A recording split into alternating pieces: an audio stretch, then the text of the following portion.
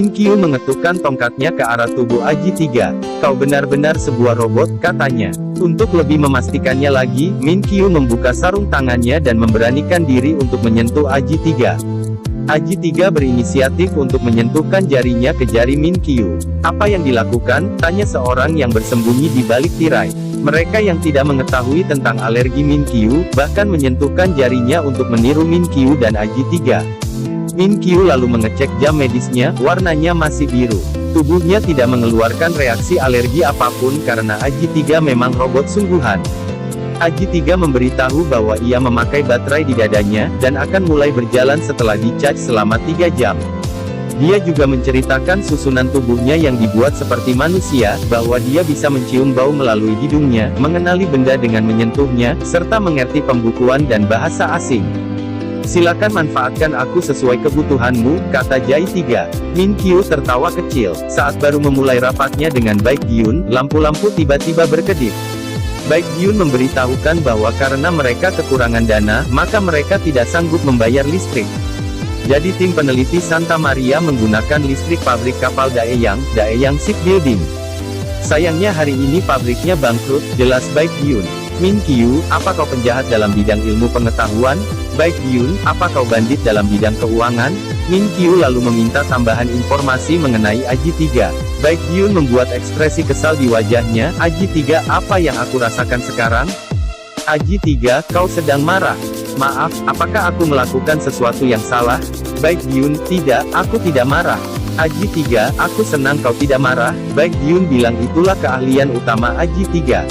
Aji 3 dapat membaca ekspresi wajah dan juga merasakan emosi. Aku jamin, tidak lama lagi, kita akan hidup di masa kita akan melatih robot, lanjut Baek Gyun. Min Kyu bertanya apakah itu seperti melatih anjing, lalu dia tertawa sendiri. Melihat Min Kyu tertawa, Aji 3 lalu mengucapkan lelucon garing dan tertawa sendiri. Tapi Min Kyu kemudian tertawa, apa ini keahlian utamanya? Baek Gyun menjawab bahwa Aji 3 butuh waktu 1 bulan untuk dapat mengenali seseorang secara keseluruhan. Besok, aku akan mengecek apakah keahliannya bekerja. Kita akan bicarakan soal pendanaannya nanti. Kirim Aji 3 ke rumahku besok, jadi aku bisa mengetesnya, kata Min Kyu menutup rapatnya bersama Baek Gyun. Perusahaan bernama KM Finance sedang melaksanakan rapat. Mari kita cetak home run, kata pimpinan rapat menyemangati para bawahannya. Sementara itu sambil mengendari mobilnya, Min Kyu menghubungi seseorang, aku akan ikut rapat sekarang. Bersiaplah, pria yang tadi bicara dengan Min Kyu menghubungi manajer keamanan, Direktur Kim dalam perjalanan, sekarang? Baik tuan, manajer keamanan menutup teleponnya, lalu berteriak, darurat, lampu alarm menyala. Tampak beberapa mobil memindahkan lokasi parkirnya. Di area dalam gedung terdengar pengumuman di pengeras suara, darurat. Direktur Kim akan segera tiba. Orang-orang tampak tergesa-gesa. Mobil Min Kyu masuk ke area parkir yang sudah benar-benar kosong. Ia berjalan masuk ke dalam gedung dan tidak terlihat satu orang pun, kecuali orang yang baru keluar toilet, haha. Min Kyu mengkodenya untuk kembali ke dalam toilet, lalu menghubungi sekretarisnya agar memotong gaji karyawan tadi. Min Kyu masuk ruang rapat. Peserta yang tadinya memenuhi kedua sisi meja rapat, kini terlihat hanya ada satu sisi yang tersisi. Sedangkan satu sisinya khusus disediakan untuk Min Kyu. Moderator memulai kembali rapatnya dan menyampaikan bahwa mereka akan menandatangani penjualan Daeyang Shipbuilding. Semua peserta rapat bertepuk tangan, tapi Min Kyu mengangkat tangannya agar mereka berhenti. Ia menanyakan tentang tim Santa Maria yang ada di Daeyang Shipbuilding. Moderator bilang, mereka hanya melakukan sesuatu yang tidak bernilai. Padahal setahu Min Kyu, tim Santa Maria tengah membuat robot yang bermanfaat. Kepala bagian kontribusi sosial menghampiri sekretaris Min Kyu. Ia berkata bahwa telah menjadi otak perusahaan selama 20 tahun. Sekretaris meminta maaf karena ia baru bekerja selama 1 bulan jadi belum mengenalnya. Kepala bagian, kau bekerja langsung dengan tripart baton, tongkat yang biasa digunakan Min Kyu bisa diperpanjang menjadi 3 bagian. Maksudku, Direktur Kim, rasanya pasti sangat berat, tidak ada yang bisa bertahan lebih dari sebulan. Aku rasa kau orang ke-25 yang dipekerjakan. Sekretaris ke-25, kepala bagian, jika kau ingin berpindah pihak beritahu aku. Sekretaris, apa maksudmu, kepala bagian, tidakkah kau tahu kalau ada 2 rival di perusahaan ini? Ketua Huan Yochol dan Tripart Baton. Kenapa? Karena mereka adalah teman dan rival sekaligus. Ketua Huan, aku yang bertanggung jawab dalam penjualan Daeyang Shipbuilding. Kau mengacaukan perintah dan, Min Qiu, kau adalah ketuanya. Aku adalah CEO-nya, kepala komisarisnya. Aku yang memastikan perusahaan tetap berjalan dan menghasilkan 70% keuntungan KM Finance. Apakah masih ada masalah perintah dan hierarki? Min Qiu bilang ia akan melakukan sesuatu, tapi sementara itu belum terjadi. Ketua Huan dapat melakukan apa yang diinginkan. Setelah Min Qiu keluar, Ketua Huan merasa kepalanya sakit. Malam harinya, Min Qiu mengirim email kepada seseorang bernama Madam X yang meminta dikirimkan dokumen tentang Daeyang Shipbuilding yang sebelumnya dipimpin oleh Ketua Park. Dia masih berusaha memulai bisnisnya kembali. Ia sedang merancang 2 buah lampu yang akan menyala bersamaan walau berada di tempat yang berbeda. Jadi, seseorang menyentuh lampu dengan tangannya dan lampu menyala. Lau tidak peduli di Korea atau Afrika, selama tersedia Wi-Fi, maka lampu satunya akan menyala juga, jelas Jia kepada teknisinya. Teknisi bertanya apakah lampu tersebut akan diproduksi massal. Jia lalu memberitahu bahwa ia akan mengikuti kompetisi dengan hadiah $100.000. Saat itu aku akan mengucapkan selamat tinggal pada kerja sambilan. Direktur Joe akan kembali, kata Jia penuh percaya diri. Tim Santa Maria sedang makan. Mereka bertaruh siapa yang paling bisa membuat Aji 3 tertawa. Peneliti 1, Koktal. Aji 3, tusuk apa yang ada setelah kita makan? Aji 3, tusuk gigi, hahaha. Peneliti 2, Sanit. Aji 3, jika kita sudah punya dana aku akan memberikanmu pai asteris silikon. Aji 3, apa itu? Peneliti wanita, pai. Aji 3, apa yang terjadi jika tulang pipimu melompat ke udara? Senyum maksudnya. Aji 3, pipi tidak bisa melompat, baik Yun. Aji 3, SMILE. Aji 3, smile. Aji 3 tersenyum. Yang lain merasa dicurangi, tapi baik Yun tetap meminta uang taruhannya. Selama makan tadi, mereka memutuskan untuk mengganti semua spare part Aji 3 dengan yang baru. Dan sekarang mereka mulai memasangnya. Sanip membawa kaleng minuman. Pai lalu menyuruhnya pergi karena dada Aji 3 sedang terbuka. 1 tetesan air saja akan merusak dan membakar sirkuitnya. Koktal datang dan meminta robot kecil untuk menangkap dan membuang kaleng minumannya. Ia melemparkan kalengnya ke arah robot kecil. 1 tetes airnya keluar, dan mengenai tepat dada Aji 3. Mesinnya konslet. Bukan hanya tubuh Aji 3 yang konslet, melainkan juga seluruh bagian mesin. Semua shock, termasuk si robot kecil. Jia membawa sebuah kotak berpita di belakang motornya. Jia, kenapa kalian berdiri saja di situ? Ponakan, ayah sudah pulang. Bibi, kakak ipar, kakakmu tahu. Maaf, mereka berdua lalu terburu-buru masuk ke dalam kamar. Kakaknya Jia, Jin Bae, ternyata adalah sekretaris Min Qiu. Jin Bae memarahi Jia karena kembali memulai bisnis dan meminjam $10.000 kepada istrinya. Bukankah sudah kubilang agar mencari pekerjaan, kata Jin Bae mengejar Jia sambil mengacungkan sandalnya. Jia meminta maaf dan mencoba mengalihkan perhatian kakaknya dengan mengatakan bahwa ini ulang tahun kakaknya, dan dia sudah membelikannya kue. Kakaknya melemparkan kue itu. Jia sedih, kakak ipar dan ponakannya Yabek sedari tadi mengintip lalu menutup pintunya. Jia, tidak bisakah kau menyemangatiku? Ayah mendukungmu sepenuh hati. Kau masuk ke universitas yang bagus dan menjadi pengacara. Kau menikah, memiliki Dong Hyun, dan segalanya. Kakaknya tidak peduli dan menyuruh Jia berhenti melakukan bisnis-bisnisnya. Jangan tidur di siang hari, ikutlah kursus atau carilah pekerjaan. Jian bilang tidak mudah mencari pekerjaan dan ia berjanji akan melunasi hutang-hutangnya.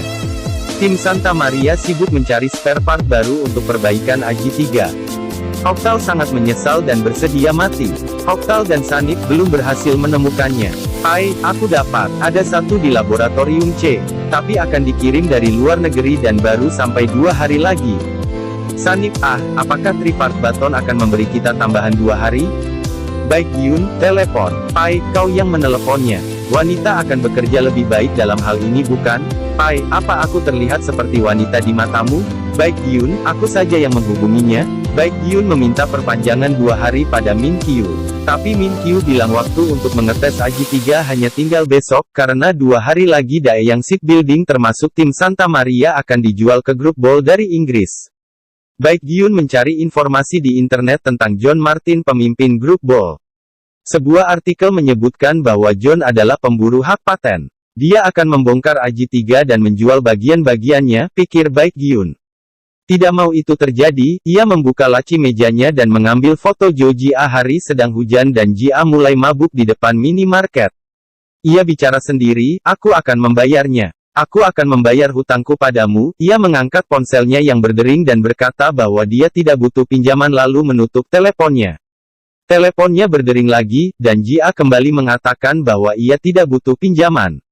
Jika kau ingin memberiku uang, beri aku $10.000. Baek Gyun, sudah lama ya? Ini aku, apa kau tidak ingat suaraku? Jia, ingatanku buruk. Siapa kau? Apa kita dekat? Kau terlalu akrab. Baek Gyun, ini Hong Baek Gyun. Pria jamur. Jia sudah mulai mabuk jadi bicaranya tidak terlalu nyambung.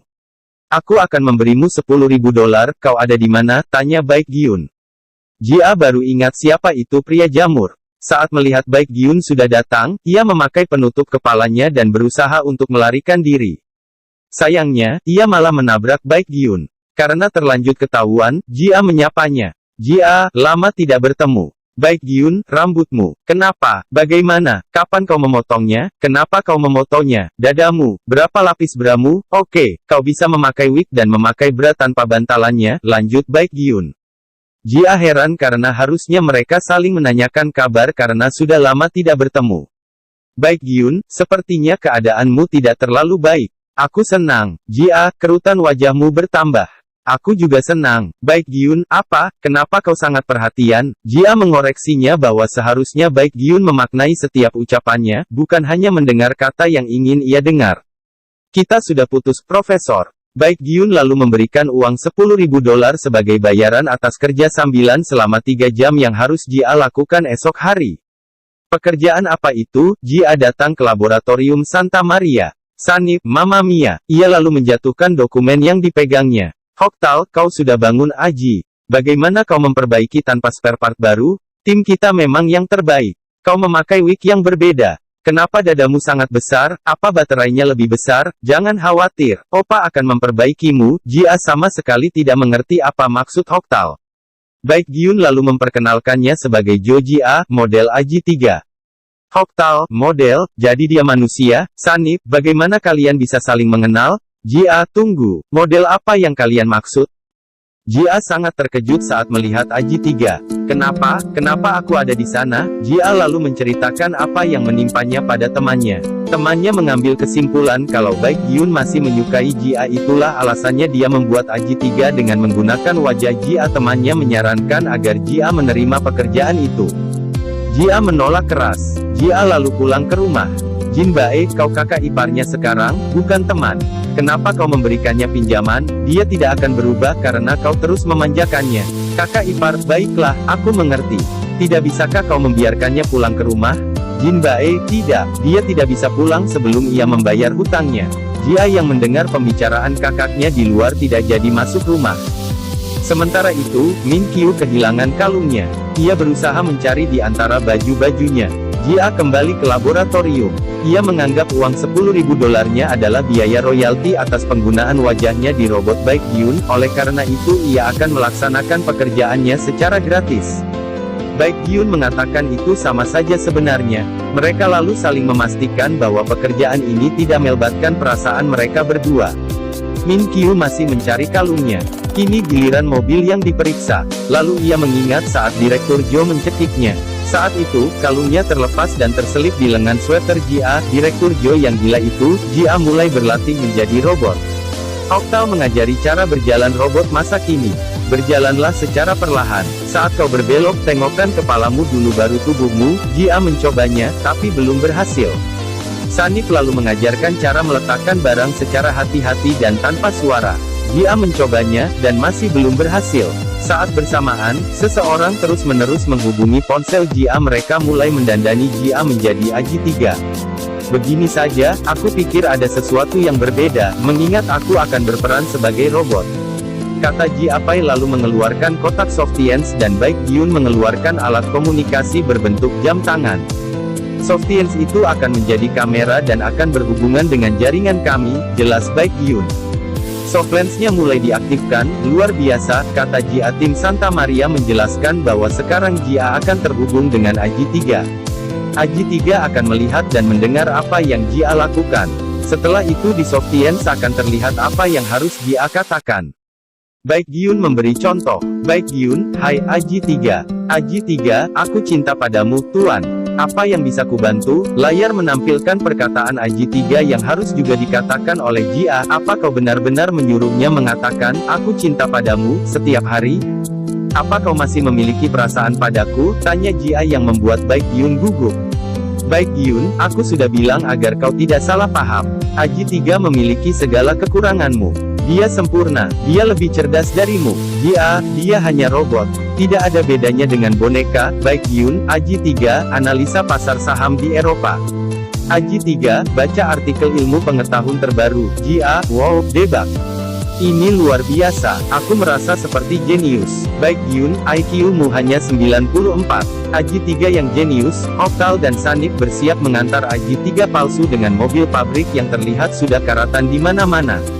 Sesampainya di gerbang rumah Min Kyu, mereka bingung bagaimana caranya masuk, apakah harus menekan bel. Lalu, gerbangnya terbuka sendiri. Jia sudah di dalam mobil. Ponselnya berdering lagi. Hei brengsek, apa yang kau inginkan? Min Kyu, kau mengambil kalungku bukan? Jia, apa? Kenapa kau selalu menuduhku menghilangkan barangmu? Min Kyu, kau menarik kalungnya dari leherku. Sebaiknya segera kembalikan kalungku, sebelum aku menuntutmu. Jia yang merasa tidak tahu apa-apa tentang kalung Min Kyu, menyuruhnya untuk menemui psikiater. Jia baru mengeceknya dan melihat 156 panggilan tak terjawab dan 45 pesan dari Min Kyu yang ia beri nama, si brengsek. Octal dan Sanip mengeluarkan sebuah kotak besar. Ponsel Jia kembali berbunyi, kalau kau meneleponku sekali lagi, aku akan menghubungi polisi. Kalau kau tidak mengembalikan kalungku, aku akan mengejarmu sampai. Jia mematikan ponselnya. Octal dan Sanip membuka kotaknya. Min Kyu langsung menyuruh mereka pergi. Min Kyu, hai Aji 3. Jia, aku mencintaimu, Tuan. Apa yang bisa aku? Jia, astaga. Astaga, Min Kyu pun sama kagetnya.